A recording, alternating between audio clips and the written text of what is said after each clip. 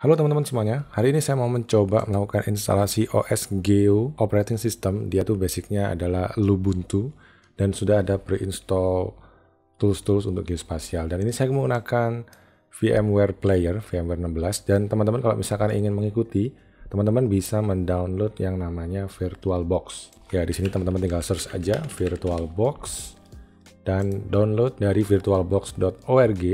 Teman-teman bisa klik saja menu atau tombol download ini, dan ketika teman-teman sudah mendownload, ini tuh sebenarnya adalah virtual machine. Jadi teman-teman punya yang namanya komputer virtual di dalam komputer teman-teman, dan kalau sudah keinstall, tampilannya lebih kurang akan sama seperti ini teman-teman. Oke, mari sekarang kita create virtual machine. Kalau teman-teman buka VirtualBox teman-teman, lebih kurang tampilannya seperti ini. Dan kalau teman-teman punya VMware, tinggal mengikuti langkah-langkah di sini. Tinggal pilih Player, File, Create New Virtual Machine, atau menu yang ada di depan sini. Saya pilih Create a New Virtual Machine, dan akan saya arahkan install filenya ini dari osgeolive.iso. Jadi saya letakkan di installer OS geolive dan seterusnya. Dan kalau teman-teman ingin mendownload OS-nya atau file ISO-nya, bisa mengakses di sini teman-teman, di live.osgeo, atau teman-teman tinggal ketikkan keyword osgeolive di Google Search, lalu pilih menu yang paling atas ini, atau link maksudnya ya. Tinggal pilih menu download, lalu klik link yang paling atas di pojok kiri atas dan pilih versi yang teman-teman ingin download. Selanjutnya pilih yang teman-teman inginkan, apakah .iso atau .vmdk. Ini adalah virtual hard disk untuk VMware. Ini saya minimize dulu. Dan karena saya download yang versi ISO-nya, ini akan saya arahkan file installernya atau instalasi filenya ini adalah osgeolive.iso. Lokasinya di sini, pastinya lokasinya akan berbeda dengan hard disk teman-teman, tempat teman-teman menyimpan filenya. Dan karena ini basicnya atau apa ya namanya itu, induknya adalah Lubuntu yang diinstal tools-tools geospasial, saya pilihnya Linux dan Ubuntu saja 64 bit. Next, dan akan saya kasih nama OS Geo Live. Lokasinya ini saya letakkan di E saja karena saya punya SSD satu lagi di E. Next, dan akan saya isikan atau saya set maksudnya hard disknya 40 GB. Dan teman-teman tenang aja, ini tidak langsung menjadi 40 GB di hard disk teman-teman. Dia filenya akan kecil dulu dan akan terexpand ketika teman-teman semakin menambah file di dalam virtual hard disk teman-teman, dan mentoknya di 40 GB. Dan ini akan saya pilih store filenya ini sebagai single file virtual disknya ya. Supaya kalau mengcopy-copy ke tempat lain tuh mudah, single file saja.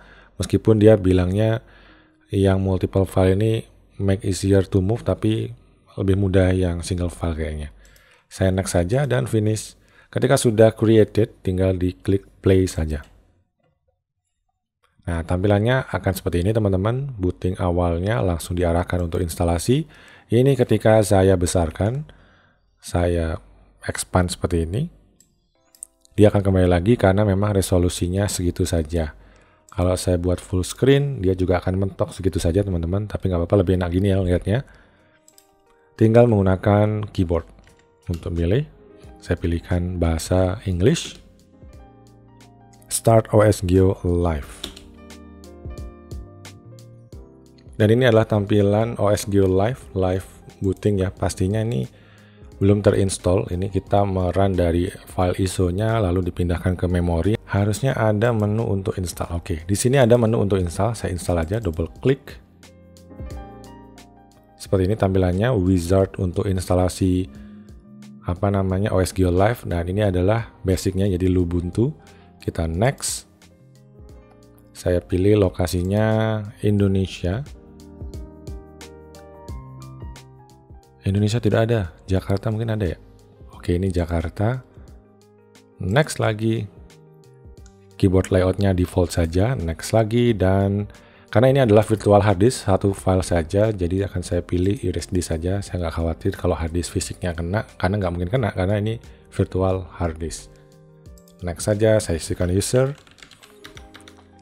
Namanya adalah OS Geo Server gitu ya. Isikan passwordnya yang gampang-gampang aja karena ini lokal, tidak akan diakses oleh publik juga.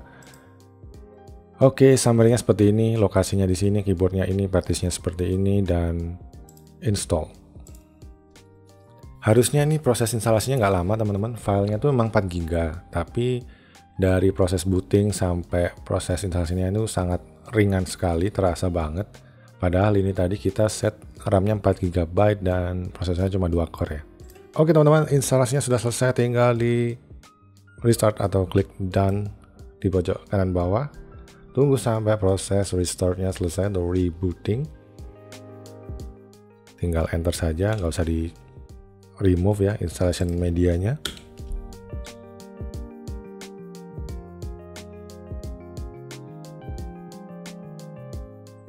Oke, tinggal login saja. Kita ketikkan password. Resolusinya masih tidak berubah, masih segini-segini aja. Coba kita install yang namanya, ini kita update-nya kita close dulu. Kita install yang namanya VMware Tools. Klik install, harusnya dia bisa full screen. VMware Tool-nya seperti ini saja, nggak bisa di double klik ya. Oke, kita gunakan terminal saja. Kita pencet tombol Windows, kita ketikkan terminal, harusnya ada. Oke, namanya Hue Terminal. Kita masuk ke media, itu di mana ya media? Coba saya keluar aja di root. Oke, di media. Oke. Harusnya ada. Oke, VMware Tools. Saya bersihkan dulu. Kita jalankan yang Run Upgrader. Coba saya gunakan sudo -s. Masukkan password saya sendiri. Kita /runupgrader.sh. Nggak bisa juga. Coba sh run upgrader. Masih tidak mau. Oke, coba saya jalankan ini ya. /VMware Tools Upgrader 64. Tetap nggak bisa teman-teman. Coba saya copy aja yang VMware targz ini atau file zip-zipan ini. Saya pindahkan ke home, nama saya sendiri. Titik, jadi cp copy nama ininya, nama file yang akan di copy, lalu spasi, lalu lokasi tempat nyimpennya, dan kalau titik tuh namanya sama dengan yang source-nya. Coba ya masuk ke cd/home. Oke, kita unzip, coba tar ada nggak? Oke, tar main zxvf VMware Tools. Oke, dia udah ke ekstrak. Saya clear, saya ls. Oke, ada VMware Tools sekian itu. Saya masuk. Coba saya jalankan yang vmware.pl ini. Oke, open VM tools package are available, bla bla bla. Do you want to proceed? Yes. Enter lagi, terus dan enter. Oke, dia initializing proses instalasinya, dan biasanya nanti akan ke restart. Ini resolusinya emang sekecil ini ya.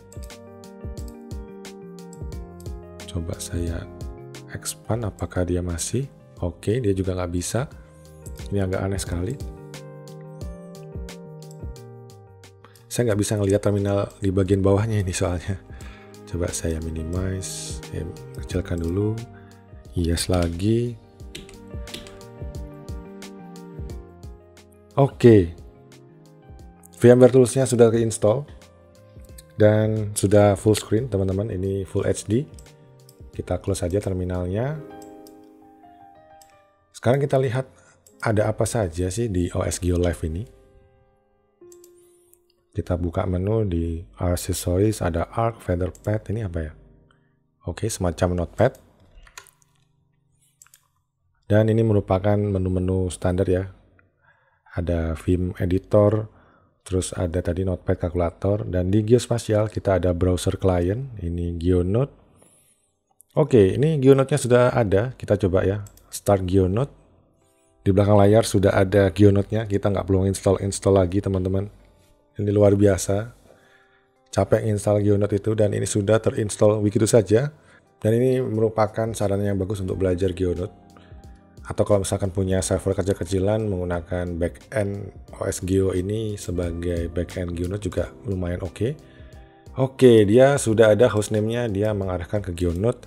Kenapa kok http://geonote ini sudah bisa keakses, padahal ini domain itu nggak ada gitu? Karena ini lokasinya tuh ada di sini teman-teman. Harusnya tuh ada di sini.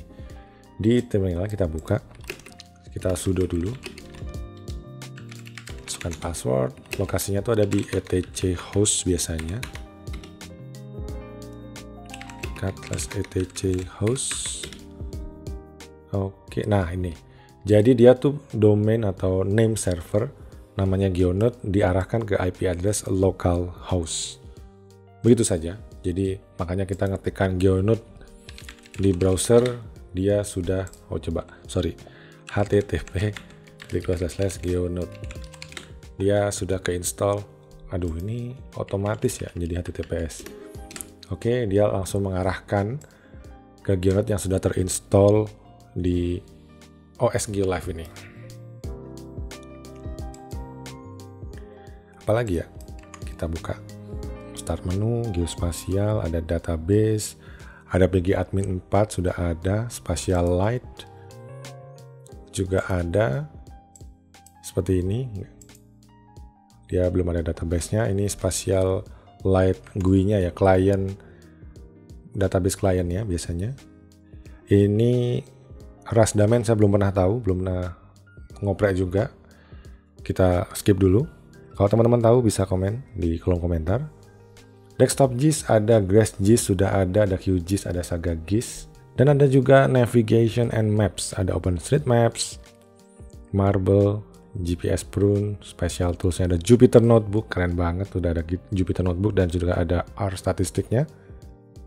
Web Service-nya ada, ini ada GeoNetwork, ada GeoServer, gila keren banget ini OS Geo Live. Ada QG Server juga, ada PyCSW, ini ada katalog service for web untuk geoportal biasanya. Oke, di grafik ada ini aja, internet biasanya ya. Oke, Firefox sudah pasti. Kalau untuk Google Chrome kita misalnya Chromium biasanya kalau di Linux.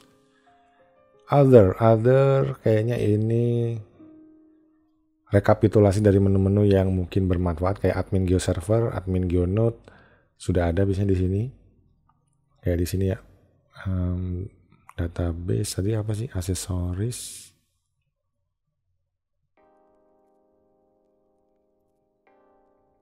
mungkin saya, oke, ini GeoNote. Nah, di sini ada admin GeoNote udah ada. Jadi other ini kayaknya rekap shortcut yang mungkin bermanfaat ya. Di sini juga ada Open Layers. Ini saya coba klik ya, Open Layers.